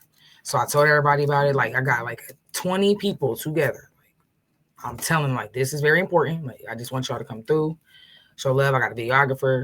I'm gonna have tree. I'm gonna have whatever. For real, y'all gonna be on video. We very hospitable. Just very hospitable. Like you feel me? And then even people didn't have money for like the parking or even entry. Like I need y'all there, so I'm just gonna put it up. You know, I'm confident in my head now. Like let me just invest this couple so I can win this, bro. That's like a creative investment right there. How you feel? You know what I mean? That was an idea. So that being said, I got all my crew now. Now we there. Like it's hot. There ain't really nothing, nowhere to sit. Like they just like there, and I'm like, oh my gosh, like they gonna leave. They gonna be tired, you know. But lo and behold, I got another girl come in. She got the one. She like, we ready. Like no time to come. We about to turn this up. You about to win this bread. Yeah. After 6 grueling hours, you know. It's one of them where it's like, you know, how they promote, say they promote the club or something, they have the line long outside and ain't nobody in there, but they need to show like, hey, this is popping out here, and that's the trick, man. So after all day, we was there, you know. They end up, you know, telling the finalists, and like I said, I had to my friends was putting money. Like I went up there, got ones, and I was throwing them. You know, I had to do that whole thing. It was in the club environment. That's just what I had to do. So I'm just like, we gonna do it. And lo and behold, they had dancers in there too. Yeah. Okay. Yeah. So I won the competition. Like that was just, it was crazy. Like having people around you singing a song, turning you up. You had a street team that night. Yes. Like that was literally what they made you do, like self-promotion. Yeah. It was a street team. I built it by myself. For the people I knew, people that knew who they knew, they was down. You know, so that's just kind of where it was at. Like I was like, I can't believe I did this, you know. And we went our separate ways. Some of these people I don't even talk to no more. This was 2 years ago. Some of you I don't talk to no more. I don't know what it was. I didn't do nothing to them. All I was doing was showing them what I could do. Yeah. And I don't know if that just didn't, I don't know. I try not to speculate or accuse or, you know, make anything up, but that's just really what it is. I just showed them what I could do and how I could help them too. And some people stayed, some people left. So hey, it's a reason. Building that street team is crazy. Like that street team is crazy, but I just couldn't believe I did it in that moment. Like, it was a very eye-opening that somebody, like, nobody knew me. I came from a whole other state, just determined. It's hard. Look, I gotta applaud you for that.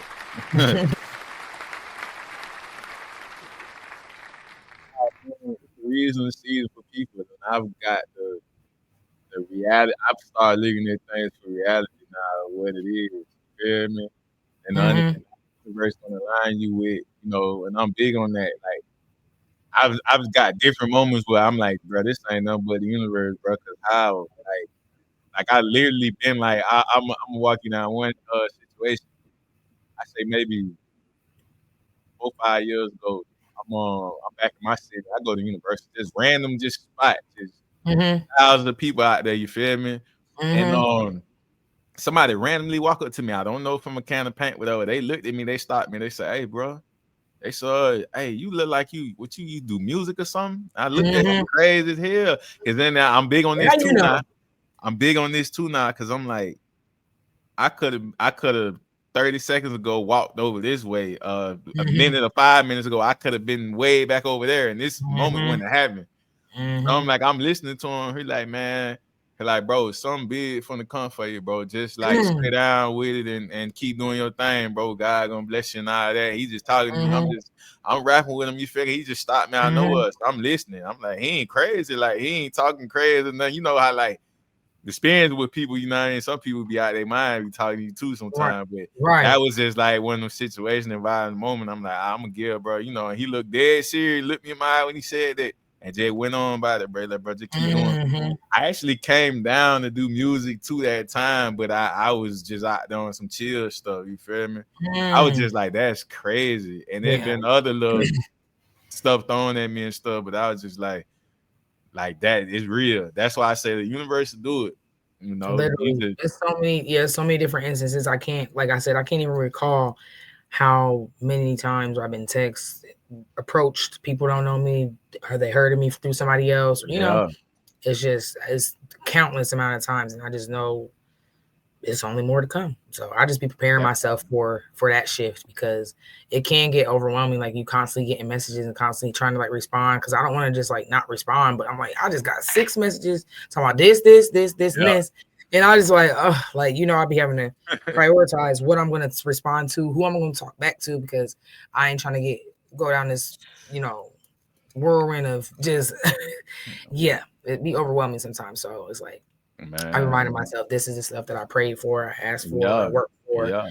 So I just literally take it gracefully and just, you know, handle it as I can, and just put that energy down that people will just accept that I'm putting out the best foot, you know, forward. I'm not trying to ignore them or not acknowledge them. Like, you know, just know that if y'all listening, that's not what it is. It's just hard for me. There's a lot going on. Especially when like you an artist, like for me, I'm a podcaster, artist, then I gotta be my own manager. I gotta regulate life, and it don't stop. So it's just like, man, hey, I gotta, you know, people gotta understand. It's like, it's not just I just do one thing and that's it. Like, I'm trying to keep myself focused and busy on everything. It's like that's the life of, if you're an entrepreneur, it's the same thing. You gotta be manageable of everything going on, you know. Literally, I live life indie artist and entrepreneur. Like, I have to be organized and try to figure out, you know, time management, all that stuff takes a big, you know, that's big. So even when it comes to releasing music, I'm still trying to find like a good rollout plan, or even a company or person to work with. And I have some that I'm about to just like go ahead and press pay. You know, you got to close your eyes and press pay. So that's what I'm about to finna do, you know, because I want it to be organized and all, not just me, how I did it. Like, I had to learn piece by piece by piece. I want it to be put together all like this at once. And there's people that can do it. I ain't going to do it like that now. You know, enough literally, you know, tiptoeing over it. Let's get, you know, a little bit more serious about it. So that's where I'm at now, for real. Like, really honing in on that business aspect of it. A lot of people look like the business is like together, but it don't be together, and then you be missing out on money and missing out on different opportunities because you ain't have it all together initially. So that's what I'm telling myself, like, okay, enough of that. Let's make sure you fully got it all set up, and that's just what I've been working on top of music. Nah, facts. Like, I be feeling like life in general would be like, it's like, man, it's a hurricane 5, category 5 headed your way. If you got a good 3 weeks to get yourself together, literally, you gonna either, like I say, it could be a good thing where it's like, all right, hurricane of good news, you feel me? Or anything else, make sure you get your emergency pack and be planned and prepared, you feel me? Right. But literally wait, like they hear the hurricane is coming in a few hours and be like, you got it together. Now we gotta evacuate. Like, huh? Like, you should have been on that. Like, this is crazy. Talk. Nah, for real. So your project Crisis Mode, you know, brought you a lot of attention, especially with placements on VH1 and Oprah's network. Like, how did that project feel in terms of growth and impact? That was a great year. That's when I got the most placements. VH1, Prime Video, Hulu. Like, it was really BET Plus. I was all through the Impact Atlanta show, even made it to the reunion show. So it's like they knew my voice in that show because they was constantly playing my songs. Like, they knew the voice, and if they rewatch the show over there, like, you know, they're gonna sing the song because it was like blatant right there, like my voice, my song. So like that album definitely took my songwriting career into another direction, which made me get looks from another producer that's in sync and another company that's in sync. Now they're willing to work with me on my catalog, take my music and pay me for putting my stuff in this, not just songs that was intentionally, so it's really been a great journey. Like when it comes to songwriting, I never thought that this is something I'll be doing and making an income out of doing. Like I just never thought that. So sometimes it'd be hard when people be asking like, how did you get into that? How did you get into that? Yeah. I really can't tell you because it just happened for me. It just happened from you just stand down and just I can show you what I'm doing, and if they want to work with you, that's that. But I really couldn't tell you how I got into it. It just was asked and it was an opportunity, and I said yes. So what I say, that you stay down that crowd. You stay down that crowd. It's gonna cook. Yeah. It's gonna bring, like you say, the same people can't ask you how did this or how. It's just like I just stayed with my craft. It just just did what I did, and everything that you probably chasing because you hear this big name VH1 BET reached. How the hell? How you? I didn't think my song was gonna get on that. Like I wasn't even thinking like that. Like. Once they tell you, and they're like, and we have a song working, might get on Netflix. I'm just like, yeah, this is it. Like this. Like, you're a talent. So looking forward to 2025. What's upcoming? Well, you already shared one upcoming project that you're working on in January, but just in general, what's next for Just the Empress? Like, what do you want people to look out for? I'm gonna be dropping more music videos. I already have one shot just in the vault right now. It's a song that I released years ago, but I feel like it can get its recognition now. Not everybody knows it, and it came down from platform, so I'm going to re-release the song with the video. Just that part. Wait, it don't have a video out for it right now, right? No. See, that's the kicker right there when you said that, like, we finna push it back out, but also add the video, because I always think like the video, like, remember 106 and part, whatever and stuff. Say we heard the record unreleased or dropped or some on the mixtape, they waiting to find that video. They put the video. You feel me? Now the video make you love the song way more. But one thing that I did, that I took from videos back in the day, like is my creative process. I added improv, like in the middle of the video, like how we used to watch it and used to feel like you was watching like a show or something. Yeah. Like it started taking the lyrics and turning into a situation when you watching it or something. Like I say, number one stunning back then. You see the comedians in there, they in there talking about Jerry and all, like it make you tune in more to the song. You feel me? Like it brings more out of it. And I noticed I wasn't seeing too much of that like in today's time. I still see it, but being that like I don't know, I guess how the budget was back in the day used to have more, but I mean still the improv now, like, but I was like, man, you'll see people, which is a good thing, whatever, just content wise. But like when I want to say I'm gonna do the video, we gonna make it look like a movie, you feel me? Yeah, like, I agree. And and that's another thing too. I want to take my music videos and my visuals to like another level, like including like choreography, that part, and more of a storyline. Because the songs that I have recently, I feel like everybody says I can see people dancing behind you when you're doing that. Like, so you need to get choreography. And sure enough, I met a choreographer that like she worked with, some dope people in the industry, and she was willing to, work with me. So we're gonna make something happen. That's gonna be big. Like I can already tell, like I said, the caliber of the artist you are, you feel me? Like, and you just do that with your music, like that's gonna be nostalgia for the ones, like I said, we used to look, this remind me of like when like Miss Ellie and them had all this stuff going on in the video, and you really seeing like we create audible art, you feel me? And it's like you got visual art too. So it's like you combine the both of them together and able to store right, like it's so much different ways to go with it, you feel me? Like, literally, the sauce. Like I wouldn't feel content unless it's like a quick in and out song where I'm just gonna shoot a video on one spot and that be it. That got to be like a little a microwave type song, a minute long, like you said, or something. That's content. But we talking about 3 minutes. We gonna turn the 3 into about 6 and try to add a little bit, more into it. So it's like people be feeling like they ain't even watching the music video. They still watching the music, but it's like, then they're like, the song came on, They ain't even worrying about how long it is. That part. And that's what I told my cousin. He shot my video for me. He said, and I told him, I was like, add something in the intro or something, you know, me talking or whatever. He's like, well, it's already 4 minutes and something. I said, so, you know, it's okay. Like, I don't care about the length that much. That's just more so it's out there, and people like the song, they're gonna watch the whole thing. That part. You know, they're gonna experience the whole thing. So yeah, that's coming, you know, those music videos for the songs that's already out and for the song that I want to re-release. That's coming in. Then I would just say more events, you know, more like bringing artists together and sharing my tools and things that help me, you know, do things a little bit more smoother. I'm in the business of working smarter, not harder. So if I could like share my, you know, tools and things that I be doing, where I invest my money and time, that might be something that they might not didn't know. So I'm okay with sharing all of that. So the events, and then I would just say I'm really wanting this rollout to be something kind of bigger. So the goal is to have like a billboard in Atlanta and in New York. Yeah, so it's coming.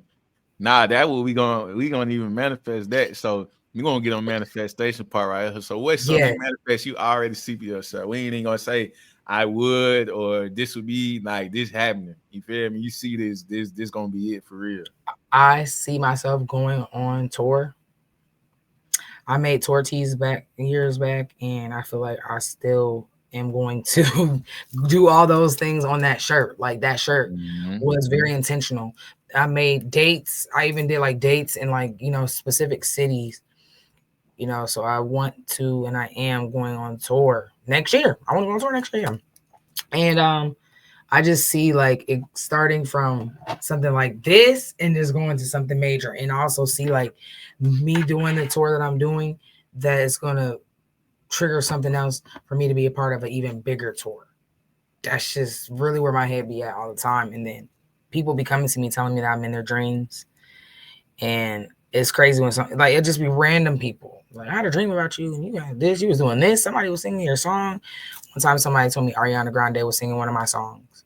I was like, then one time somebody told me there was like a bunch of people and you was just on stage and we was just down there watching you. Like it was just a bunch of people.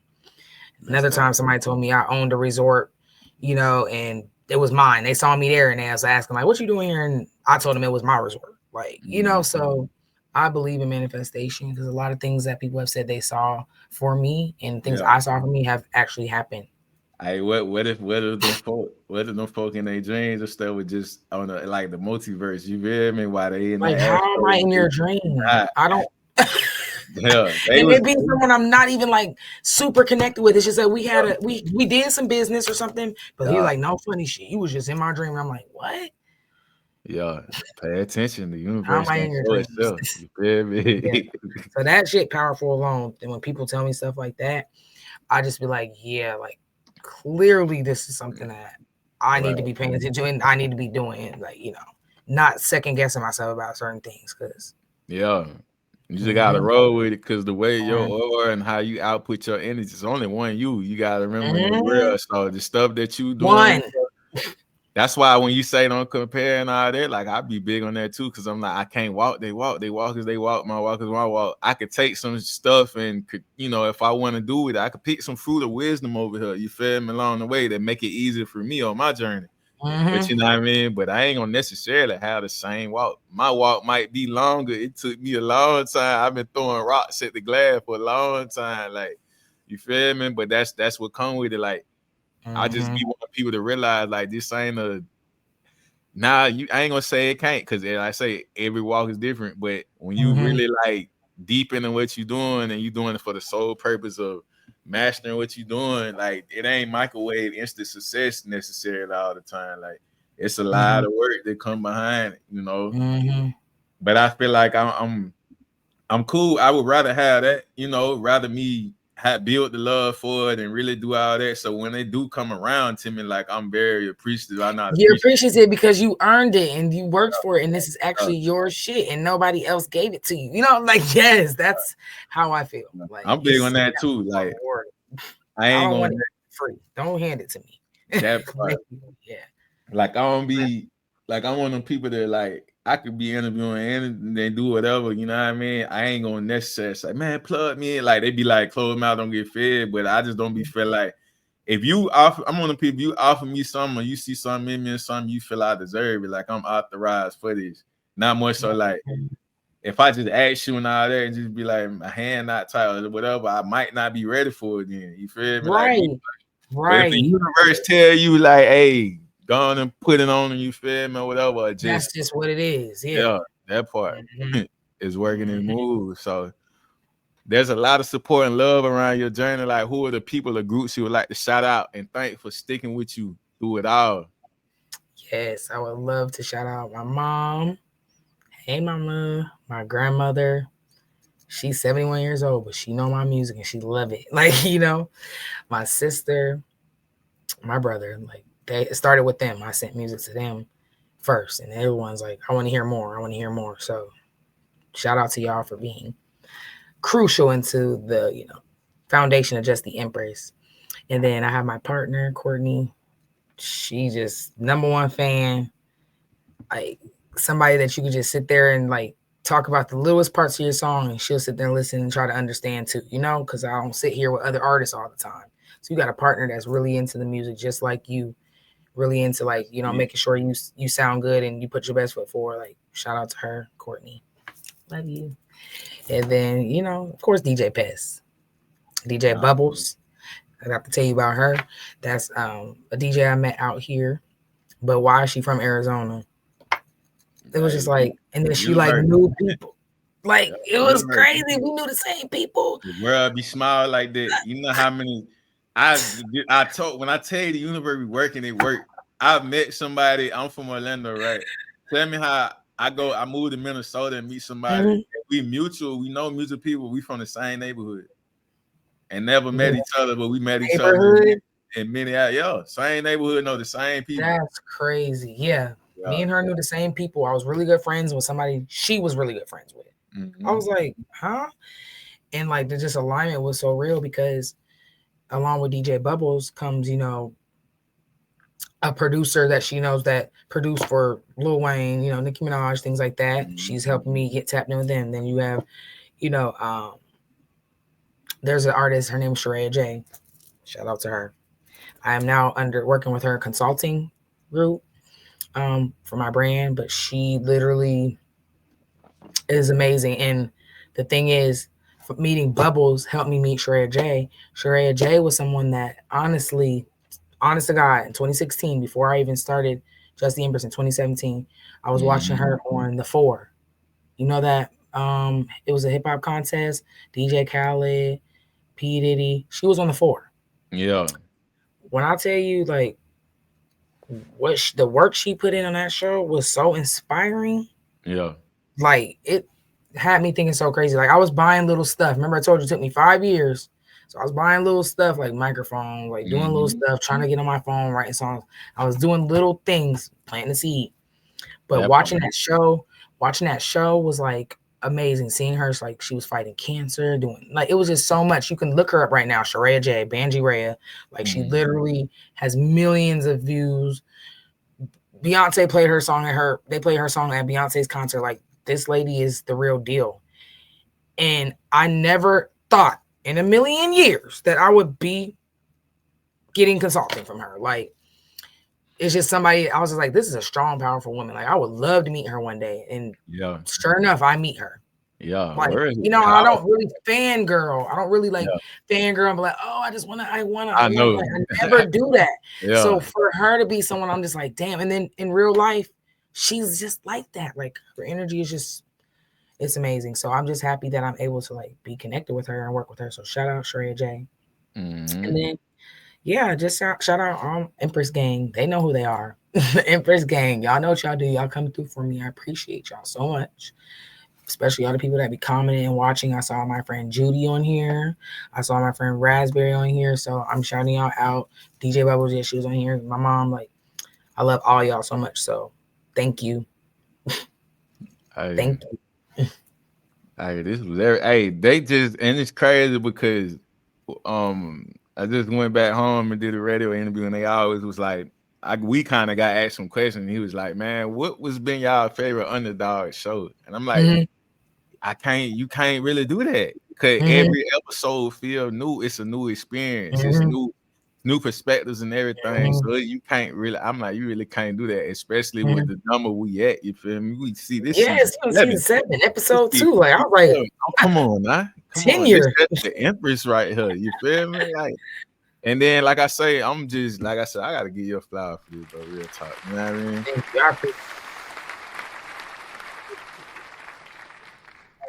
enjoyment of this because like I'm invested. I'm interested in hearing these stories. Like how you just explain, you know, how her stories and stuff like you see how much motivation and stuff will do for you, especially on your path, your journey. So you make it and where you at and all your accolades and stuff, you can go see like, all right, this everything went through this, like that's the underdog story right there. Yes. And I feel the underdog is. So shout out to you though. You know what I mean? Like really just stand down and being like a real student of the game and doing things the right way. You ain't no gimmicks or trying to get kind. Like it's just being yourself.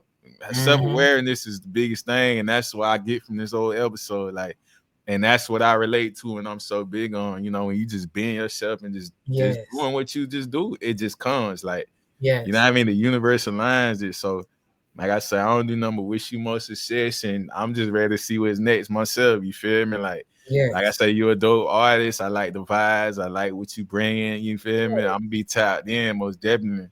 No, for real. Thank you for inviting me because I definitely resonated with like just the underdog theme, you know? Yeah. Because I definitely can relate to being underdog in a lot of different aspects of life. So fast. We gonna talk about that too though. Most definitely. You know what I mean? I gotta ask you the grand question though, but like when you hear the word underdog, you know, what does that mean to you personally and how does it resonate with your journey within the industry?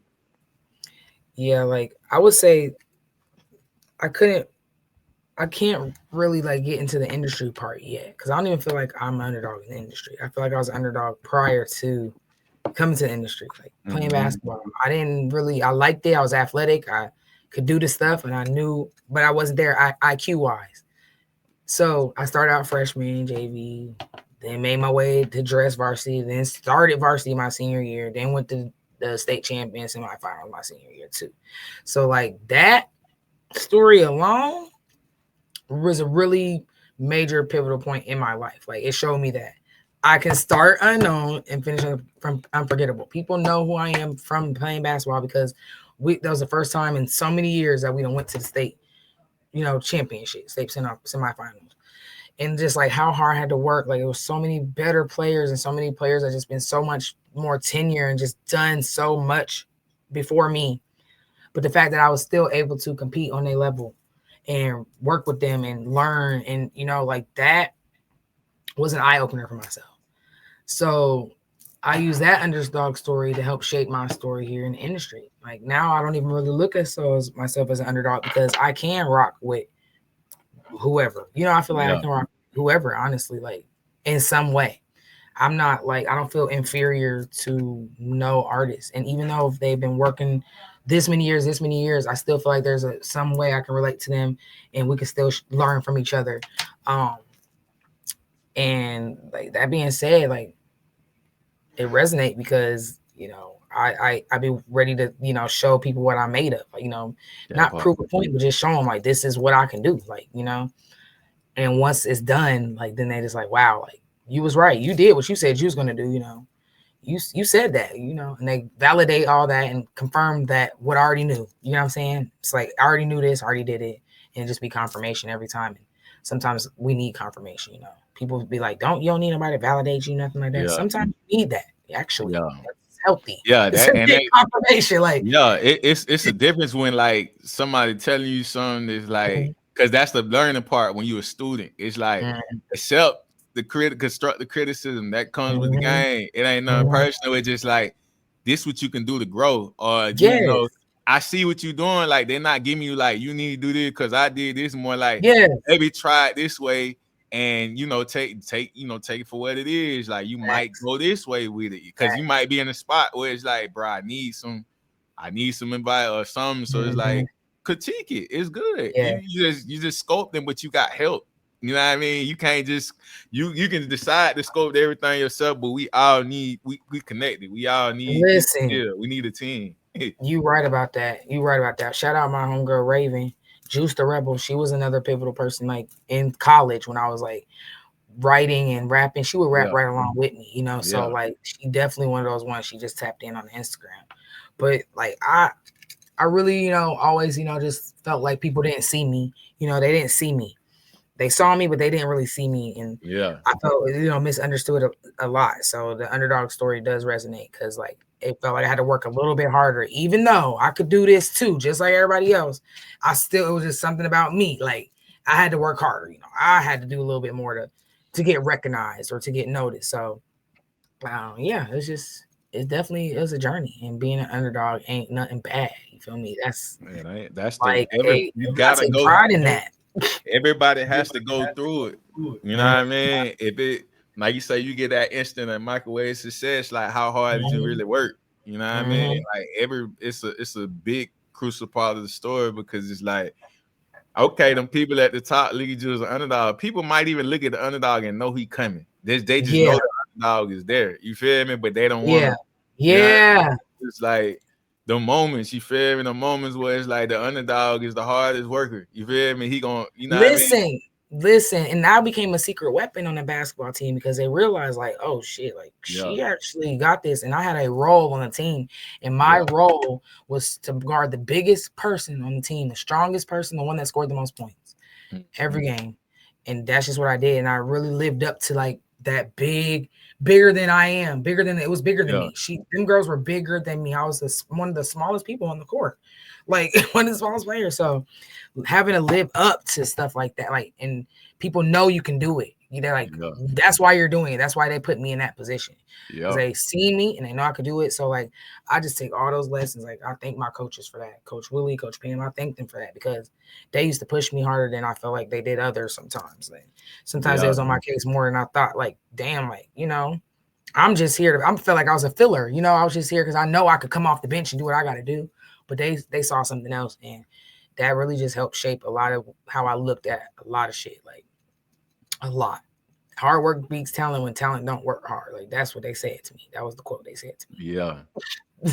Now when you hear the stories, you feel me? You hear the Kobe story, you hear the Jordan story. Everybody's not, it's just not even the GOAT. I mean, they was the best at what they do, but I feel like anybody that made it next level, like even if they went to the league and stuff, their story is important too. You feel? Because they got somewhere that everybody don't go. You know what I mean? So it's like, what did they do? How they did it? What was their drive? Like, how did they? And it's the same consistency and just applying that pressure, you know. So literally. Shout out to you though again, though. You know, just the Empress. You know what I mean? This was season 7, episode 2. I love me some me. You know what I mean? With just self-love, music, and milestone. And this was the first episode I made the announcement too. I'm gonna say again, shout out to DVD Global Empress for the blessing. Shout out to GT Digital, shout out to Empire, you feel me? Underdog 2025, just the Empress 2025 is going up real spill. But I appreciate you though, most definitely. You know, it was an honor to have you. I'm grateful to share this experience with you, you know, and like I tell everybody, we forever locked in. The Underdog as a close-knit circle, a big family, you feel me? And it's gonna be always support. Anything that we can do, like I said, I told people reposting and all that don't cost nothing. So I'm gonna do it like it's mine, and it's crazy because even though I'm an artist, you know, you'll have people it's just all about personality and what people stand for. If they're a selfish individual, they just worrying about themselves. I'm sharing whoever stuff is good and I resonate with. That's how I feel. like those, you know. And that's the whole purpose of this right here is to share. Like that's in me. You feel me? I'm gonna pass the ball. I want to make this because I know the ball gets passed. I'm trying to win. I'm trying to win. And when people understand sports like that too, like I ain't never been a player that just want to score everything all the time. Let me put that in somebody else's hand. But we gotta win. Ain't it just we gotta win? Team, period. Whatever we gotta do. I don't care. That be 2 points or one shot over. Boy, we took that bit home. I agree. But that's the type of community. That's the type of community I've been focusing on building and have built. But that's the lane I'm trying to be in. So everybody that's been on our platforms, everybody's been a team player. You know, so I respect it. But welcome to the fam. Though we locked in. Thank you. But like I told everybody, you know, there was season 7, episode 2. We going up. You know what I mean? I'm proud of you. That's dope. That's commitment, dedication, consistency. Like that's dope. When I saw that, I was like, damn, like, and then the length, you know, I was like, this is real, like work put into it, real genuine work. I appreciate that. That's why I came on. That's why I followed up. I'll be hard in them DMs, but I made sure I was like, I'm gonna be there, have an interview with my guy. Like, let's get this going. Respect, you feel me, man? How you roll? I ain't come on here trying to. I be so big when I be watching the internet and seeing like some people be trying too hard with it. It's just let it flow. Yeah, people gonna like it, people not gonna like it. It's life anyway, but the real one's gonna line with you. That's one thing. And it's like them experiences that you already done had that showed you like you authorized for this. This is your journey. These are your moments. You feel me? Like you know yourself. Like the outside may not understand. You feel me? But when you got that certification or whatever, what you basically got back something from all your grind, genuine grind of what you doing. You feel me? So that's why I be like, this just, you know what I mean? Nothing scripted, no trying to go viral. I'm really tapped in tune. You know what I mean? I'm big on energy and stuff. So when I seen that, I was like, I know the name and I already see the message. So I'm like, yo, you gotta like, I appreciate you though, fam. You feel me? Enjoy the rest of your day. You know what I mean? Keep creating and doing what you do. We most definitely gonna follow up with you too. We always follow up and just, hey, where we at now with the journey? You know yeah, I'm down. I'm definitely down. I want to get one of them in-person ones too. So yeah. It's gonna be a vibe. You feel me? 2025 is that. Yeah, that's what's up. But yeah, I appreciate you though, fam. Thank you so much, Fleet. Most definitely. We out of here. Gold mouth, rabbit on my teeth. I got carrots. Open up a mouth and she got vocals sound like Janet. Marble on the floors, but the kitchen kinda granted. Lean color perk, you would think it's pomegranate. I see flying saucers finna roll another planet. It will fall in place if it's meant to be organic. I got crazy lingo, you would think I'm speaking Spanish. I'm something like a pie, never leave without the cannon. I'm enlightened. I got stones around my neck. If you pay attention, I teach her how to earn respect. I walk around with a tag like I'm mad at the rail. People do any damn thing for a check. So what if you got signed labels, throw them on the shelf? I don't ask for help, I just go within myself. Hard times I prevail, I bust up out my shell. I let my nuts hang, cause it don't got no curfew. Gold mouth,